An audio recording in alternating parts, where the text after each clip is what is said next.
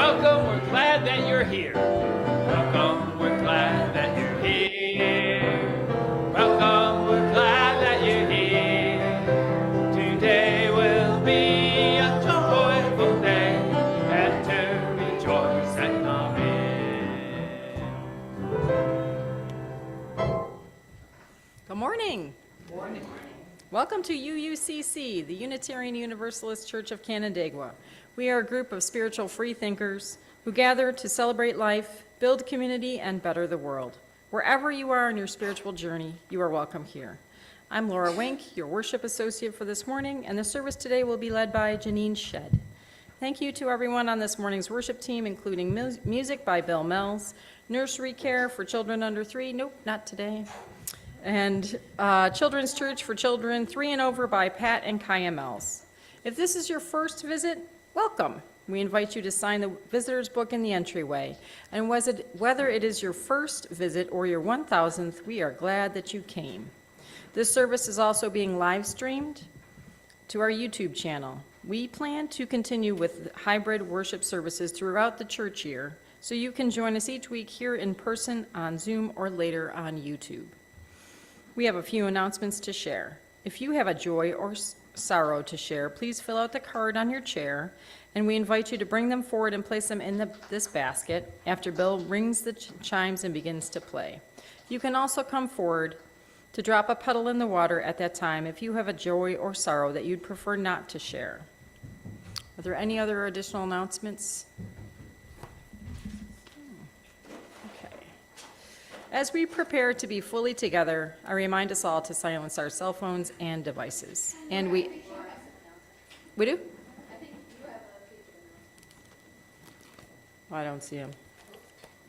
Well, after church, some people from the Social Justice Environmental Committee are going to be around to some talking and who's here. Maybe just find us. Let me try. I found him. Thanks, Michelle. So as Michelle mentioned, grab a beverage and join Michelle and others for a quick grab and goodie at the table in the back to talk about Social Justice Committee. Next Sunday, March 10th, we have the return of Potluck for the Soul, a service where we invite all of us to share our talents and big ideas. You can read a poem, perform a piece of music, show some of your art, or spend a few minutes teaching us about something that's important to you. Participants can be live in person, on Zoom, or a pre-recorded video. There's still time to contact Danielle Lyon to sign up for a slot, and we'll follow the service with our usual second Sunday potluck lunch. Next Sunday will also be the start of daylight savings time. Thanks for the reminder about the announcements. Spring ahead. Now we enter our space of worship and bring forward any joys or sorrows.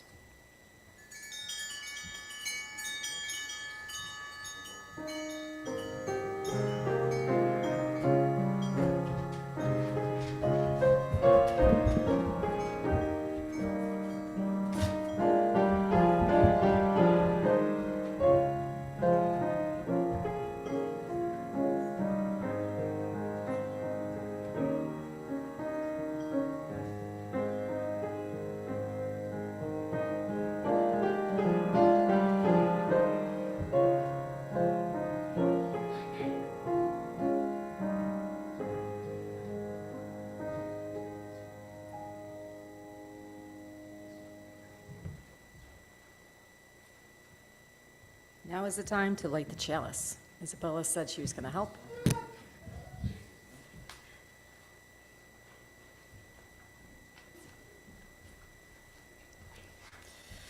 I invite you to join me in our chalice lighting words as the flame is lit. We gather this hour as people of faith with joys and sorrows, gifts and needs.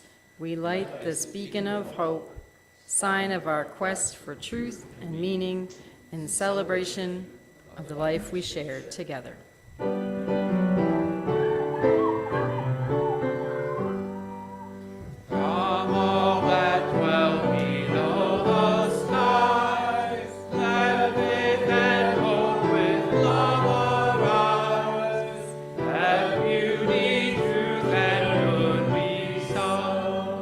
Through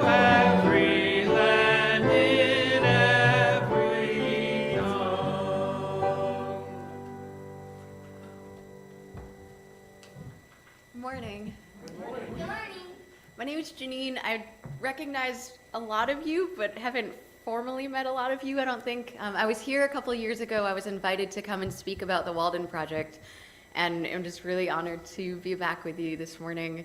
Danielle asked if I would be interested in coming to speak about anything, and the themes that she offered that y'all are studying and praying along through the theme of living in between struck a really deep chord with me. I've been an outdoor educator most of my life, and so that is living in the in-between at all times. Every 3 months I would move for about 5 years or so. And you might think it got easier, and it didn't really. I don't like change, like at all. It's uncomfortable, and I'll do it, but I don't want to do it unless I feel like I'm called to. And so that in-between is a place that I know really well and I'm still really struggling with. And then last year, I was able to do some travel teaching in the Southwest with a different high school program. And so if somebody asked me where I was from at that point, I didn't have an answer. Like, talking about living in between, the tent I slept in was in the trailer in the back of the bus, but if we were backpacking, then it was in my backpack. Most of my belongings were in New Hampshire. The last place I called home was Naples, and I was very grateful to come back this year. I was born in Massachusetts, spent time in Kentucky. Like, I don't know where I'm from at this point. It's wherever I am, that's where I am. And so this question of where do you live and where are you now and what season of life are you in? For a lot of us, there's not a clear-cut answer, right? A lot of us have done so many different things in our lives, and we've moved through one space and into the next. And that holding pattern of the in-between is something that we slide over really quickly. It's part of what's so polarizing in our country right now, is that people want to say things are this or that, black or white. And most of our lives are grayscale. And so I'm really grateful to be here to dive deeper into that with you all. And I just want to iterate that whatever I'm saying from here is also for me, and I'm very aware of that, because this is still something that I'm working with. So excited to dive in later. Our opening hymn today is number 297, The Star of Truth. Please rise as you're willing and able, and join us to sing.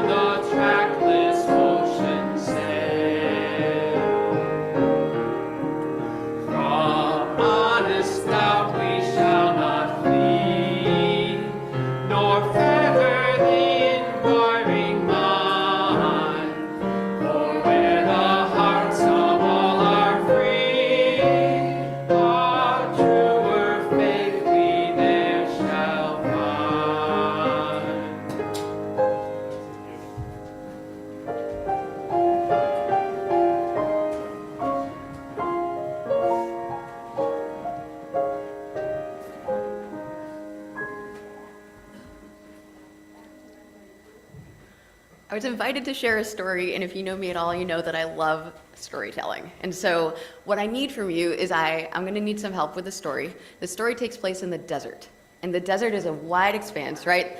No matter where you look, when you're in the middle of the desert, it's slick rock and sand, maybe some cacti, some juniper, and if you're in the caverns, if you're in a gully, the echo is really good. So every time I say the word desert, if you could be that echo and just like, desert, desert, desert, that would be very helpful. So there I am in the desert. All I see is slick rock and sand. I'm there with one other adult and 10 teenagers. I'm in charge of keeping them safe. So we walk down through this desert, all the way down the sand. We're walking downhill. See, it's spring, and even though it's spring, because we're in the desert, we're not really sure if we're gonna find water or not. The goal is to get down into Coyote Gulch, hoping that there's enough water. We'll follow the stream all the way to the Green River. From there, we'll hike ourselves up onto the slick rock again, through the hole in the wall, and then back to the bus. Sounds okay, except for the part where we don't actually have a trail for part of this, but it'll be fine. So now I need you to imagine that you're carrying a small child on your back. You've got at least 40 pounds, 40, 50, 60 pounds. Everything you need is there. So you're going through the desert, down the sand, down the dunes, and we found the water, which is great. Water's great. About day 2, not only did we find water, so again, you've got 40 pounds on your back. You've left the desert behind. It's now kind of cold. Great, good, I'm appreciating that. And I'm walking along. Everybody's on this side of the trail, and I take one step over. We're walking through the creek, and all of a sudden, my leg is gone. Like up to the knee, gone. Can't move it. And I panicked. I found quicksand for the first time in my life. I pulled my leg out really frantically and kept going, but you can be sure that I was looking really carefully where I was walking for the next few days. We climbed up out of the creek eventually, back into like the formal desert setting, all the sand and the slick rock. But that quicksand was really intimidating. It was really scary. What I need is I need one brave volunteer to come and try something really quickly. I saw your hand first, come on up. All right. This could be a process, so I need you to stay with me on this, okay? In this container, I have another, so quicksand, I'm gonna give you a bigger phrase, I'd like you to repeat it back. So the phrase is non-Newtonian fluid. Non-Newtonian fluid. It's a fluid that doesn't follow Newton's laws of viscosity. Newton's the dude that talks about gravity and talks about how things stay in motion. So a non-Newtonian fluid doesn't follow those. Quicksand is one type of non-Newtonian fluid. Are you also coming in? Okay. No, it's okay. It's okay. We can have two. It's cool. But what I'm going to need is you need nothing in your hands. And because this could be sloppy, I need you to be able to still your body a little bit, okay? This is another type of non-Newtonian fluid.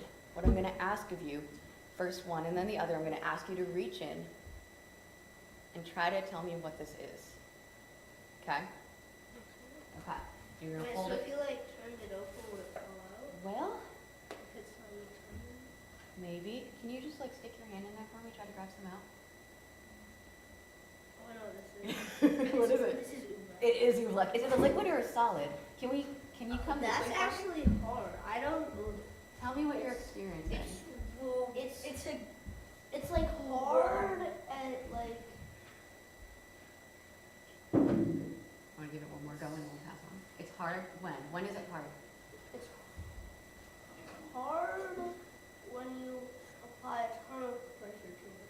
Good When descriptor. you don't apply any pressure, it's like not that hard. It's That's like the meat. It's like the what? That's a really good descriptor. There's a thing of warm water right here. Can I have you rinse your fingers off? I'm gonna send this downstairs with y'all. Do you want to stick your hand in it too? Roll your sleeve up for me so it doesn't get all blicky. Nice and easy. Tell me what you feel. Feels like clay, like clayy. Good And descriptor. the bottom sort of, it's like watery on the top. So it's neither a liquid nor a solid, right? So if we want to take water from one place to another and we want to hold it in our hand, what is the easiest way to do that? Turn into a blip. We could turn it into like, yeah. I was thinking ice cube, but I like where you're going. So ice is solid, right? And water is a liquid if we want to drink it, but this is neither, and it's in between. And for some It's like it's people, cornstarch and water. So you could Exactly. drink this, right? technically, it's not really going to hydrate you super well though, because of that cornstarch. Okay, can I drink it? I want to say not right now. It's edible. I'd like to send this downstairs with you guys too. Yeah, but So- it's edible. It is edible. Can I ask you to rinse your hand out carefully here in this bowl? Thank you for helping me out with this. Beautiful. Yeah, can we show people? Y'all see how it's running down his fingers?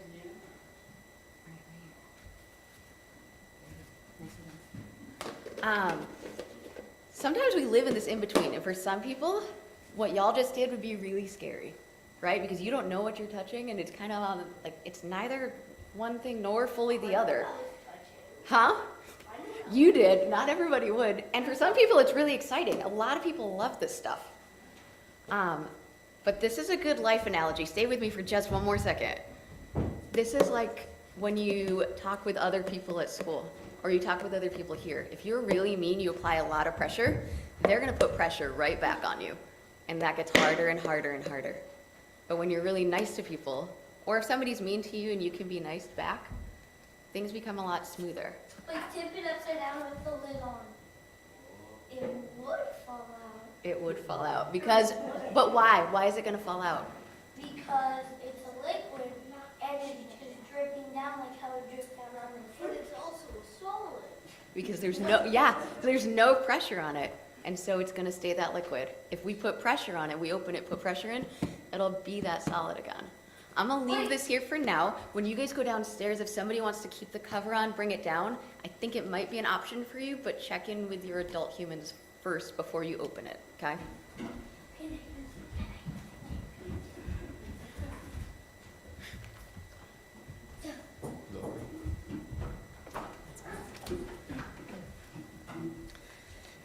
Now is the time in our service to join together in the spiritual practice of generosity. Our gifts of both time and money support our church in its work. Each week, we'd like to spotlight a group or committee and thank them for their gift of time. This week, the group is Religious Ed. People interested in finding out more can talk to Nancy or Kaya about signing up for more for opportunities to help out downstairs. 1/4 of our plate collection for the muddy season goes to the Sustainable Finger Lakes, a community-based organization whose mission is to promote the long-term well-being of our region by integrating social equity, economic vitality, ecological stewardship, and shared responsibility. You can give to this morning's offering by placing cash or a check into the basket or by one of the options on your screen. Please make a note that your gift is intended for today's offering. We now gratefully accept the offering.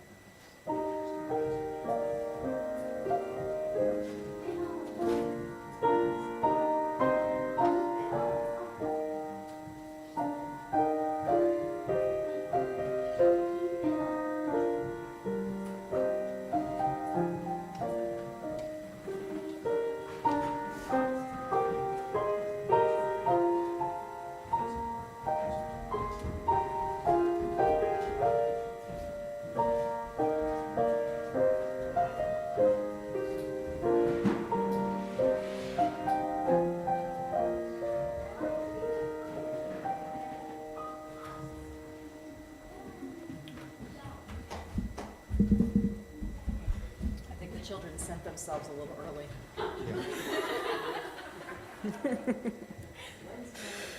Now is the time to share joys and sorrows. And unfortunately, the person who wrote this is on his way downstairs, so he's going to miss hearing it. But Elliot is very happy to say that he has another wiggly tooth. And now I will drop a stone for these and all the joys and sorrows left in the silence of our hearts. Whatever is in your heart today, we are with you. And we already sent the kids.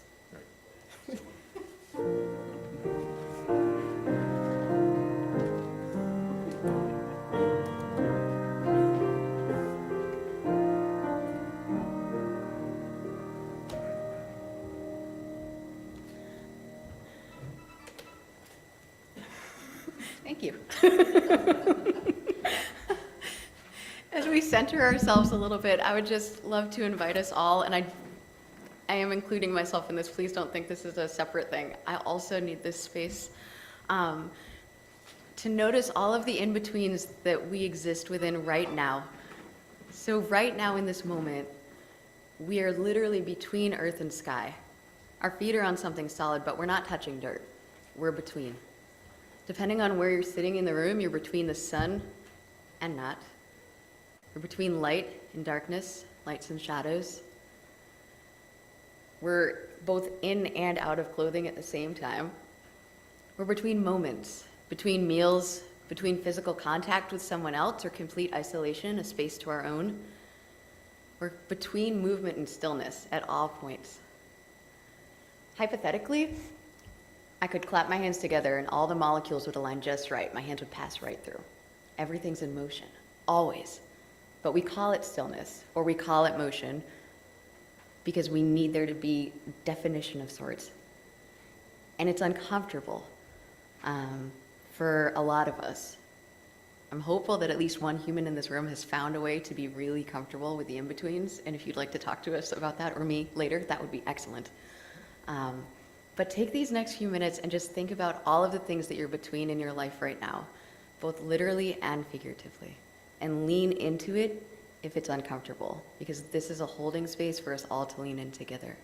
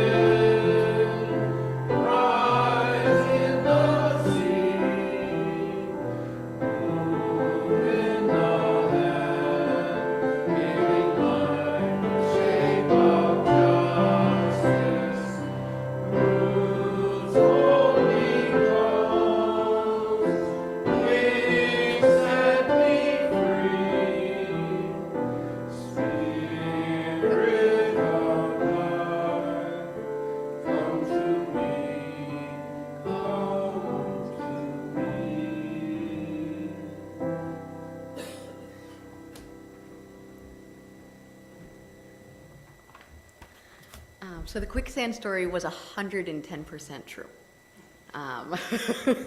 And you better believe that I was panicking and really watching my step for the next ways.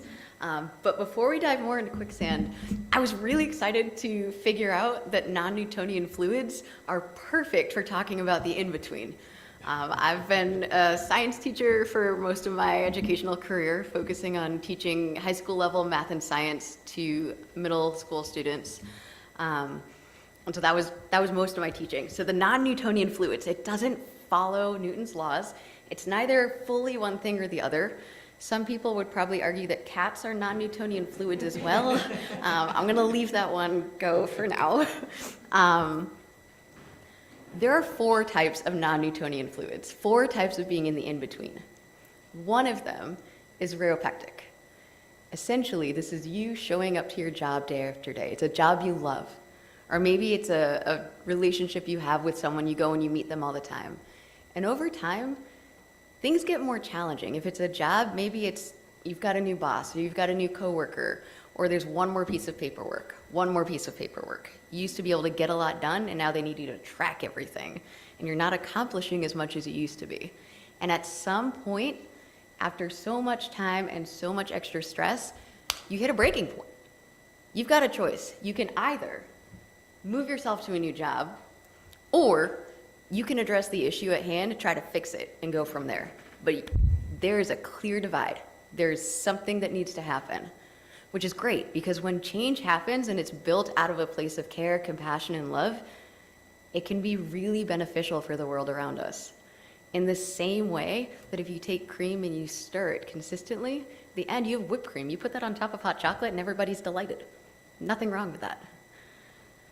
Thixotropic type Newtonian fluids, non-Newtonian fluids, it's more like the social justice issues that we face.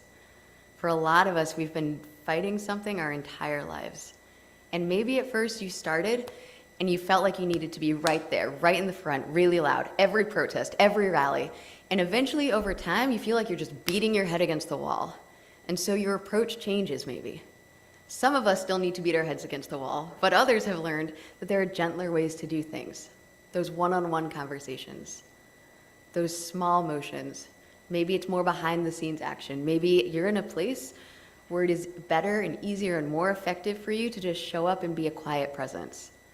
And that quiet presence can be a really healing solution, a really healing balm. In the same way that if you take crystallized honey and you stir it, enough pressure over time, and those crystallized pieces start to meld together again, and you end up with a liquid that goes in tea, that goes on a wound to keep it nice and clean. It's a safety, and it's a mechanism, and it does exactly the same thing as it did when it was hardened, but it does it a lot more easily. We've already talked about oobleck a little bit. It's a shear thickening non-Newtonian fluid, in case you're also very excited about these phrases. And it's one where if you apply pressure, that pressure is applied back. And if you are nice and gentle, then again, it reacts the same way. Quicksand, on the other hand, is a shear thinning non-Newtonian fluid, which means if you apply pressure to it, it becomes really thin and really liquidy. And if you stop applying pressure, it's firm again. It's a suspension, right? It's unexpected also most of the time, unless you know what you're looking for. And just like in life, there are these things that sometimes we can see coming, whether it's in a job or a relationship or climate-wise. We can see where things are going, and we can try to work around it. We can try to circumnavigate it. But it's not always possible, and if you get distracted, you might find yourself in it, even if you're watching for it. So this suspension holds you, and it holds you in place. It is liquidy enough to suck you in and solid enough to keep you there. And at that point in our lives, that's when we're called to stop and to notice. Because if you're in quicksand, you can't help but notice. You're noticing the ground around you, the rocks, the trees. You're noticing the sky and the sun. Is it going to bake you to death before you get out? You don't know. You can't stay there forever. But you stay there for a moment.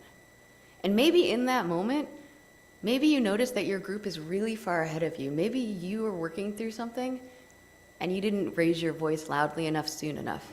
And you need people to come back and get you and bring you to where you need to be, literally or metaphorically. So in that quicksand moment, to call out, to shift what we're doing, it's hard. And it's also sometimes the only way out. Or maybe you're too far ahead.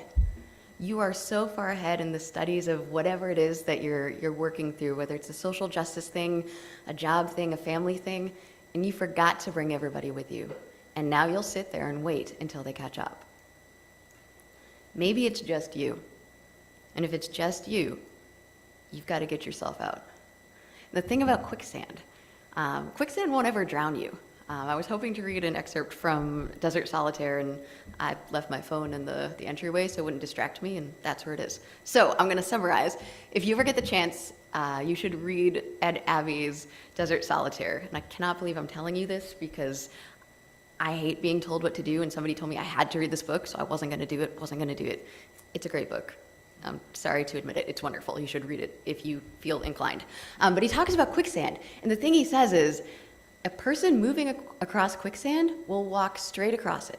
No problem. It's when you stop that all of a sudden the ground beneath you becomes jelly-like and it sucks you in. And pulling out one leg necessarily means the other one is going to get sucked down more. Now the thing is, even if you're trying really hard to get stuck in quicksand, you will probably not be in it further than up to your waist. Because of the way the suspension that it is, and because it's both that liquid and solid, it's not going to pull you all the way in. But it'll hold you there. And at that point, while it hasn't drowned you, it might starve you to death or dehydrate you. And so the end of his phrasing is, whatever happens next is always interesting. So, so there you are in quicksand. Stay with me now. If you envision for a second that you're up against some sort of problem, right? This is your quicksand. You walk into the quicksand and you are perpendicular to it, which is why you're sinking. All of your force, all of your mass, all of that pressure is in one space. I watched it happen to a student. She got both feet stuck in it and went down fast and hard, and her peers pulled her right out. But sometimes that's us when we're coming across a situation we don't know what to do with. We didn't mean to get trapped in this. We were ready to face this issue head on and move on through. But sometimes you can't. And so the thing to do is to start to understand it better. Because if you're in quicksand, the first thing you need to do is stop moving and stay calm. And that might take a long time to get you there. And then once you're calm, you make small movements to get out. And I'm not telling you this because I've gotten myself out of a waist deep quicksand. I did a lot of research. You can find YouTube videos of guys like crawling out of the quicksand. It's a whole thing. So you're in like this, you need to understand it to get to know it. Whether or not, whatever that situation is, whether or not you agree with it, which if you're like this, you probably don't. But if you're gonna move past it and make some changes, you've got to understand what it is that you're fighting. And once you understand it fully, it's really easy to roll out.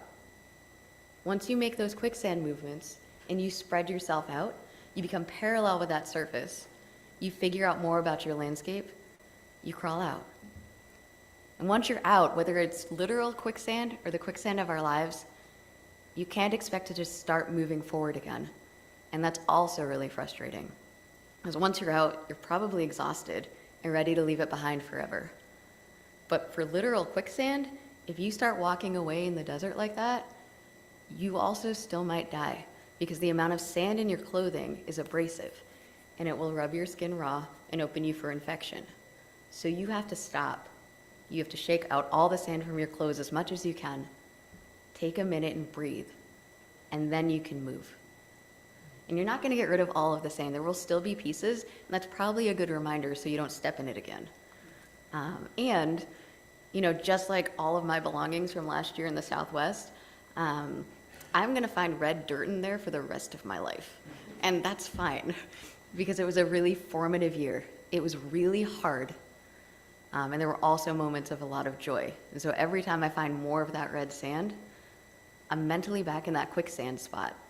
And that's not bad, because it means I'm not forgetting. Living in the in-between is an adventure. And it can be one that is full of joy, one that is really scary, or both. And that's okay. If we're walking with someone else, they can probably help pull us through.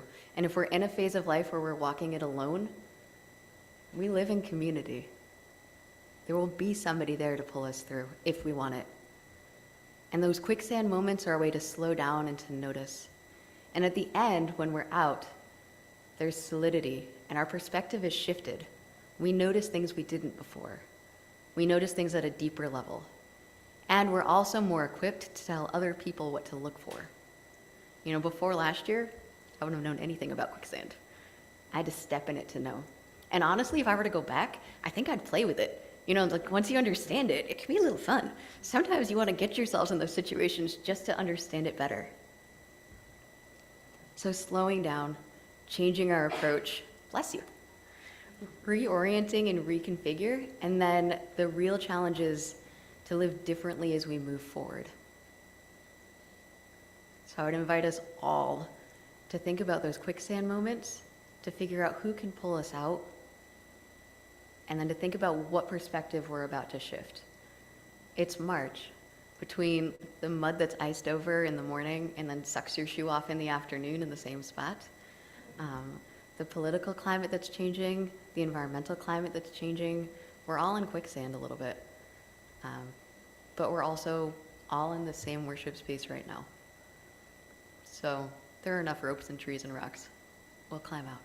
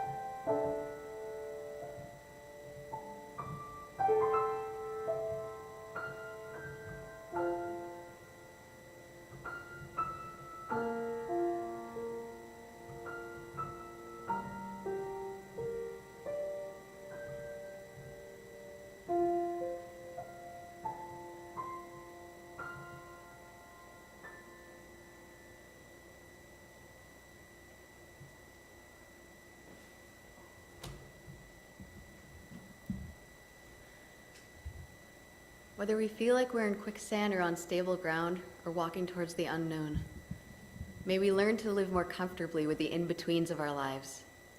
May we learn to move slowly when needed and quickly when needed to. May we embrace discomfort as a growth era, knowing that if we move with intention through those times, that we will grow stronger through the process. And may we never be afraid to move forward. Our closing hymn today is number 301, Touch the Earth and Reach the Sky. Please rise as you're willing and able and sing with us.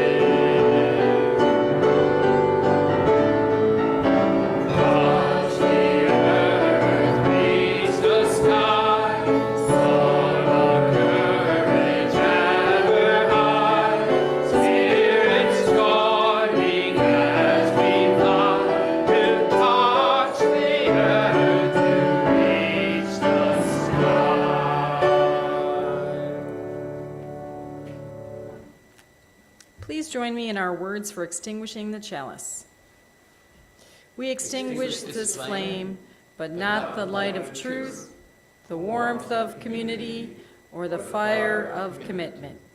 These we carry in our hearts until we are together.